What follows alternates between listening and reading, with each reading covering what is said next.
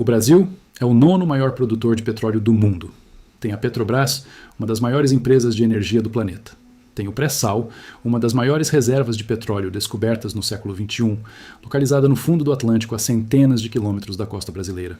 Produz aproximadamente 3,5 milhões de barris de petróleo por dia, um número que coloca o país entre os grandes players globais do setor energético. E mesmo assim, o Brasil importa petróleo todo ano, todo mês, todos os dias. Enquanto o mundo inteiro inveja as reservas do pré-sal brasileiro, enquanto a Petrobras anuncia lucros recordes e enquanto o governo celebra a autossuficiência energética do país, o Brasil está silenciosamente comprando petróleo e derivados de outros países, incluindo dos próprios Estados Unidos, pagando em dólares por algo que tem em abundância no próprio subsolo. Como isso é possível? Quem se beneficia desse sistema? E quanto esse paradoxo está custando para o bolso do brasileiro que paga a gasolina mais cara do que deveria? Hoje você vai à política energética brasileira, os interesses que mantêm esse sistema funcionando e o que precisaria mudar para o Brasil finalmente usar de forma inteligente a riqueza que a natureza colocou no seu subsolo. Se você já se perguntou por que a gasolina no Brasil é tão cara, mesmo com a Petrobras e o pré-sal, deixa o seu like agora.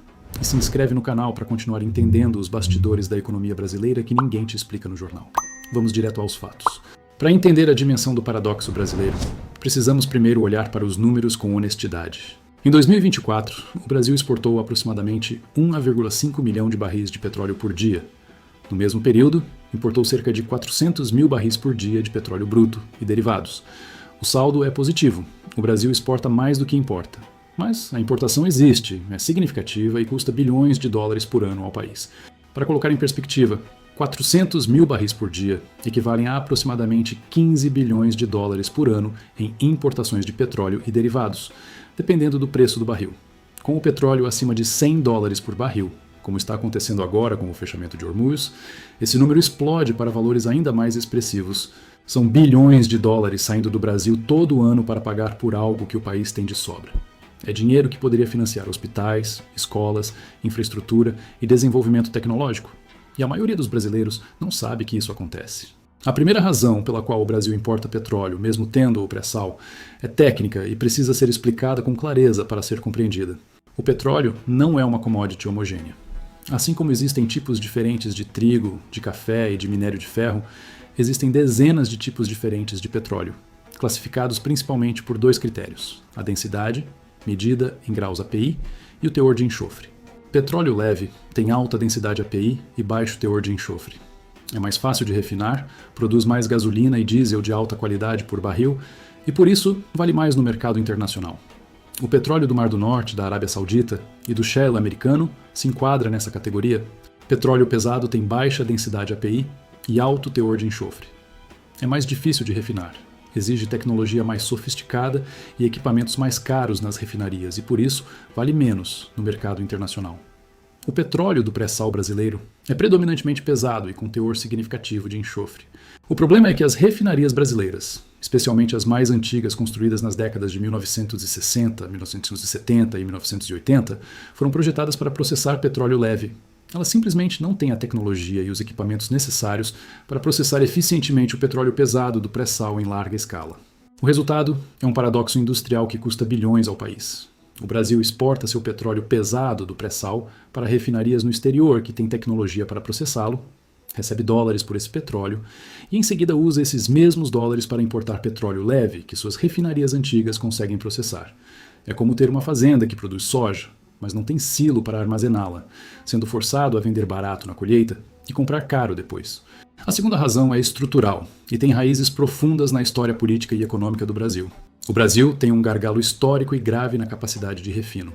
A Petrobras opera um conjunto de refinarias que simplesmente não tem capacidade suficiente para processar toda a produção de petróleo nacional e, ao mesmo tempo, atender à demanda interna por derivados como gasolina, diesel e querosene de aviação. Isso não é uma fatalidade geográfica ou uma limitação natural.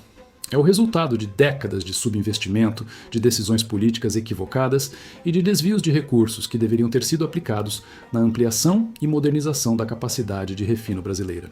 Ao longo das últimas décadas, projetos de novas refinarias foram anunciados, tiveram seus custos multiplicados por desvio de dinheiro e corrupção durante a construção, ficaram parados por anos em meio a investigações e disputas e foram entregues com atrasos e custos que tornaram inviável qualquer planejamento econômico sério. O dinheiro desviado nesses projetos ao longo dos anos teria sido suficiente para construir múltiplas refinarias modernas, hospitais, escolas e infraestrutura que beneficiariam milhões de brasileiros por gerações. Em vez disso, foi para o bolso de intermediários, fornecedores superfaturados e operadores políticos. O resultado concreto para o país é uma capacidade de refino, que não acompanhou o crescimento explosivo da produção do pré-sal, nem a demanda crescente por derivados de uma economia em expansão. O Brasil cresceu em produção de petróleo bruto, mas ficou para trás na capacidade de transformar esse petróleo nos produtos que sua própria população precisa. De todos os derivados do petróleo, o diesel é o que expõe mais claramente a vulnerabilidade estrutural do Brasil. O Brasil é um dos maiores consumidores de diesel do mundo. E a razão é simples. O modelo de transporte de cargas brasileiro é baseado quase inteiramente em caminhões. Diferente de países como a Alemanha, a França e os Estados Unidos, que têm redes ferroviárias robustas para transportar cargas, o Brasil movimenta aproximadamente 65% de todas as suas cargas por rodovias. Isso significa que quase tudo que você consome, desde o alimento no seu prato até o produto na prateleira do supermercado, passou em algum momento por um caminhão. E caminhões funcionam a diesel. Com uma matriz de transporte tão dependente do diesel e com refinarias que não produzem diesel suficiente para cobrir essa demanda, o Brasil é estruturalmente obrigado a importar diesel em volumes significativos. Em alguns anos, as importações de diesel representaram mais de 30% do consumo total brasileiro desse derivado. Cada litro de diesel importado que entra no tanque de um caminhão, de um ônibus ou de uma locomotiva foi pago em dólares para um fornecedor estrangeiro. E esse custo se acumula em tudo que você compra, porque o frete é um componente do preço final de praticamente qualquer produto da economia brasileira. A dependência de diesel importado é um dos principais fatores que mantém a inflação brasileira estruturalmente mais alta do que deveria ser. E é uma dependência que poderia ter sido resolvida com décadas de investimento consistente em capacidade de refino que nunca aconteceu na escala necessária. Mas há uma quarta razão que talvez seja a mais sensível, e a que mais diretamente afeta o bolso do brasileiro no dia a dia: a política de preços dos combustíveis. Durante anos, a Petrobras praticou o que ficou conhecido como Política de Preços de Paridade de Importação, a PPI. Essa política vinculava os preços dos combustíveis no Brasil ao preço internacional do petróleo e ao câmbio do dólar. Quando o petróleo subia no mercado internacional, os preços da gasolina e do diesel subiam no Brasil. Quando o dólar se valorizava, os preços subiam novamente. A justificativa técnica para essa política é que, ao vender combustíveis abaixo do preço internacional, a Petrobras estaria subsidiando o consumo doméstico com recursos que poderiam ser investidos em exploração, produção e refino. E que sem essa paridade de preços, seria mais vantajoso para a empresa exportar todo o petróleo e importar combustíveis refinados, o que paradoxalmente aumentaria a dependência externa. Mas a realidade prática para o consumidor brasileiro foi de preços de combustíveis que subiram de forma expressiva toda vez que o dólar se valorizava, ou que o petróleo disparava no mercado internacional, mesmo que a Petrobras estivesse produzindo petróleo brasileiro a custos em reais. O debate sobre a política de preços da Petrobras é um dos mais complexos da economia brasileira, com argumentos técnicos legítimos dos dois lados. O que é inegável é que o modelo atual coloca o consumidor brasileiro em uma posição de vulnerabilidade direta aos choques externos de petróleo, mesmo em um país que é exportador líquido dessa commodity.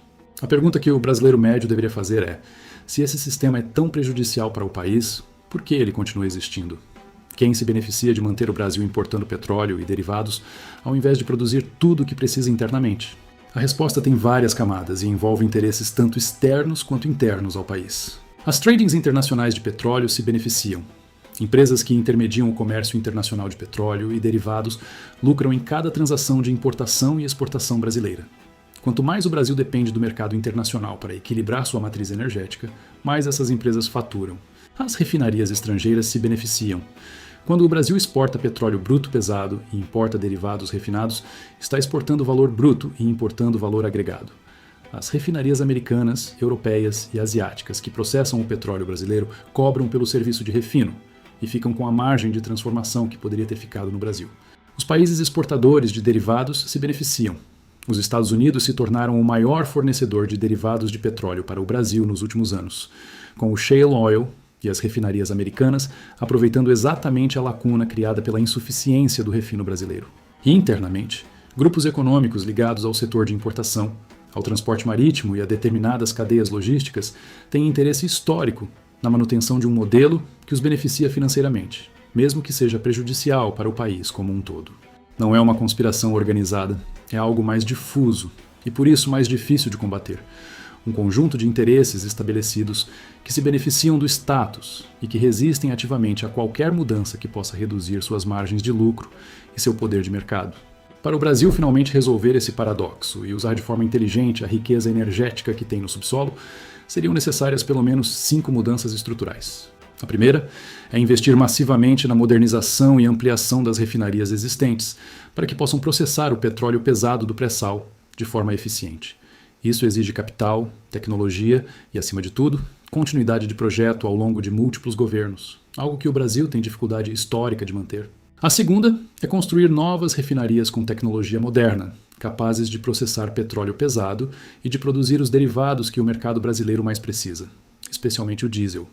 Isso requereria investimentos de dezenas de bilhões de dólares e um horizonte de planejamento de 10 a 15 anos. A terceira é diversificar a matriz de transporte de cargas, reduzindo a dependência do diesel através da expansão das ferrovias e das hidrovias.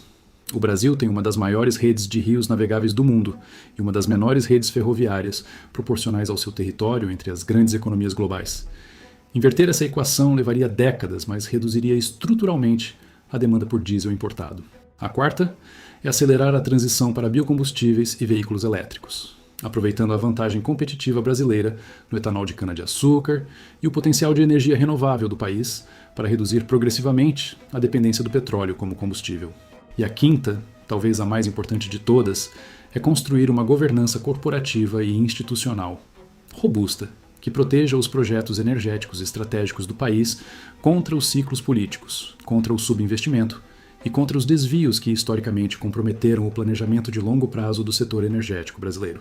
Voltando ao momento atual, o fechamento do Estreito de Hormuz expõe de forma brutalmente clara as consequências dessa dependência estrutural que o Brasil mantém, apesar de ser um exportador de petróleo. O Brasil não importa petróleo diretamente do Golfo Pérsico em volumes significativos. Mas a crise de Hormuz afeta o Brasil de 2 formas concretas e imediatas. A primeira é o preço global do petróleo. Com 20% da oferta mundial bloqueada, o preço do barril disparou e pode ultrapassar $200 se o bloqueio se prolongar. Como a Petrobras pratica preços com referência ao mercado internacional, o preço da gasolina e do diesel no Brasil sobe junto com o mercado global, mesmo que o petróleo do pré-sal continue sendo extraído normalmente no Atlântico Sul. A segunda é a disponibilidade de diesel importado. O Brasil importa uma parcela significativa do seu diesel dos Estados Unidos. Com o mercado americano sofrendo pressão de demanda de todos os países que estão buscando alternativas ao petróleo do Golfo Pérsico, o diesel americano ficou mais caro e potencialmente mais escasso para o Brasil. Em outras palavras, a falta de investimento em capacidade de refino que o Brasil deveria ter feito décadas atrás está cobrando sua fatura exatamente no momento em que o mundo enfrenta sua maior crise energética em 50 anos. E quem paga essa conta, como sempre, é o consumidor brasileiro no preço da gasolina, do diesel, do frete e de tudo que chega nas prateleiras do supermercado. O Brasil tem petróleo. Tem muita coisa. Tem água, tem comida, tem energia renovável, tem minerais críticos. A natureza foi extraordinariamente generosa com esse país de dimensões continentais. Mas generosidade da natureza não substitui competência na gestão. Não substitui investimento consistente em infraestrutura. Não substitui planejamento de longo prazo que sobreviva a trocas de governo e de prioridades políticas. E não substitui a construção de instituições capazes de proteger projetos estratégicos contra os interesses de curto prazo que historicamente desviaram recursos do desenvolvimento real do país. O paradoxo do petróleo brasileiro é o retrato em miniatura de um problema maior que o país carrega há décadas: a distância entre a riqueza natural que o Brasil possui e o benefício concreto que essa riqueza gera na vida real de cada brasileiro. O pré-sal é real, a riqueza é real, o potencial é real. O que falta é a construção das pontes que conectam essa riqueza bruta ao benefício concreto na vida de cada cidadão brasileiro. Agora me diz, você sabia que o Brasil importa petróleo mesmo tendo o pré-sal? E o que você acha que precisa mudar para que o país finalmente use de forma inteligente a riqueza energética que tem? Me conta nos comentários. Deixa o seu like se esse vídeo abriu seus olhos para uma realidade que a maioria dos brasileiros desconhece. Compartilha com quem acha que o Brasil é completamente autossuficiente em energia e se inscreve para continuar entendendo os bastidores da economia brasileira. Valeu por assistir e até o próximo vídeo.